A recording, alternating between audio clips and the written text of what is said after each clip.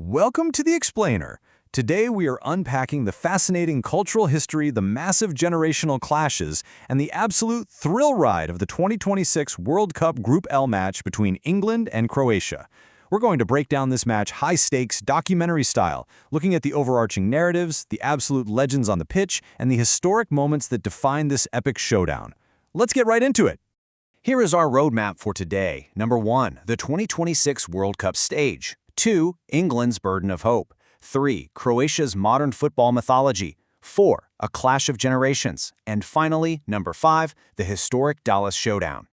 All right, Section 1, the 2026 World Cup stage, setting the scene in North America.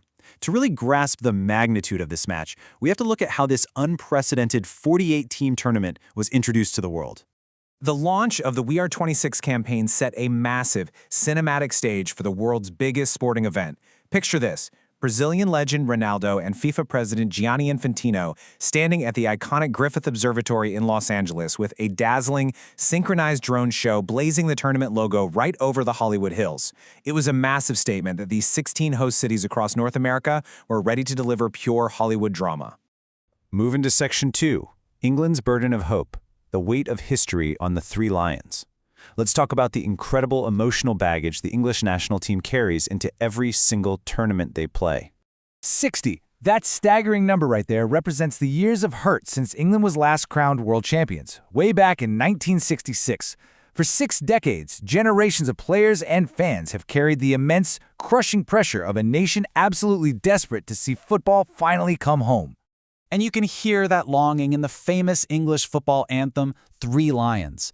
As 442 magazine beautifully puts it, the song is about empathy, community, love, hope, and dreams. It's not about arrogance, It's a highly vulnerable acknowledgement that even if their hopes aren't always realistic, that shared dream unites the entire community.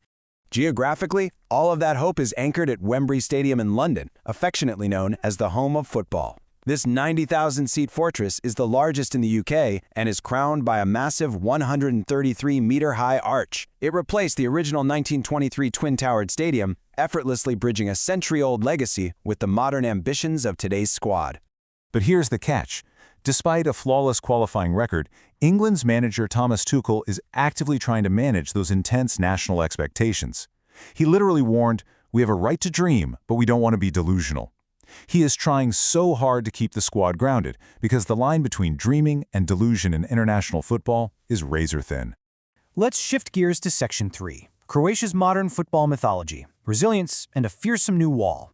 Since gaining independence in 1991, this nation has consistently defied its underdog status to build an absolute masterclass of a footballing legacy.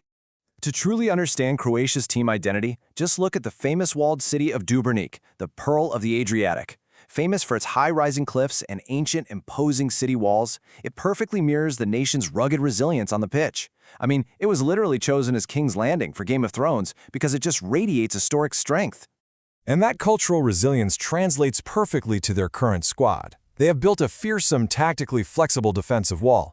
You've got the elite physical profile and tournament experience of Joško Gvardiol, the composure of Josip Sudilo, the flexibility of Josip Stanisic, and, incredibly, 19-year-old prodigy Luka Vuskovic, who is already hailed as Europe's most exciting defensive prospect. They are an absolute fortress. This brings us to Section 4, a clash of generations, the veteran captain and the young prince. This is undoubtedly the most fascinating storyline of the entire matchup. Here is the ultimate contrast. On one side, England's dynamic attacking midfielder Jude Bellingham, an absolute force of nature, breaking youth records at just 22 years old. On the exact opposite end of the spectrum, Croatia's 40-year-old playmaking maestro Luka Modric, preparing to hand the reins over to the next generation. It is explosive youth versus calculated veteran mastery. Just look at Modric's unbelievable longevity. From scoring his first international goal in 2006 to winning the Ballon d'Or and reaching the World Cup final in 2018 to leading his team to the Nations League finals in 2023. Now, in 2026, he is hitting his 199th cap in his 5th World Cup appearance. The man has carried his nation's hopes for 2 decades. Meanwhile, Jude Bellingham is out here rewriting the history books for England. By stepping onto the pitch for this tournament, he broke the record previously held by Jamal Musiala to become the youngest European player to feature in 4 major men's tournaments at just 22 years and 353 days, an absolutely monumental achievement. But we can't forget the tip of England's spear. 61. That is the jaw-dropping number of goals English captain Harry Kane scored in just 51 matches for Bayern Munich leading up to the tournament. Giving him even an inch of space is fatal, and the Croatian squad knew it. All right, Section 5, the historic Dallas Showdown, Group L battle at AT&T Stadium. It's time to bring all these cultural forces and historic narratives together on the pitch in Texas. Going into the match, the Optus supercomputer heavily favored England with a 55.9% win probability compared to Croatia's 20.8%. But if we know anything about Croatia, it's that their entire modern legacy is built on defying those exact odds. Ultimately, though, England's attacking power was just too much, overwhelming Croatia's new defensive wall for a thrilling 4-2 victory, completely highlighted by a massive historic goal from Jude Bellingham. Looking ahead to their next games, my prediction is that England rides this huge momentum to easily clear their next knockout opponent, while Croatia has some serious defensive rebuilding to do if they want to survive the elimination bracket. So, I leave you with this to ponder. With Bellingham ushering in a dominant new era and Modric taking his final graceful bow, has the 60-year wait for football to come home finally reached its end?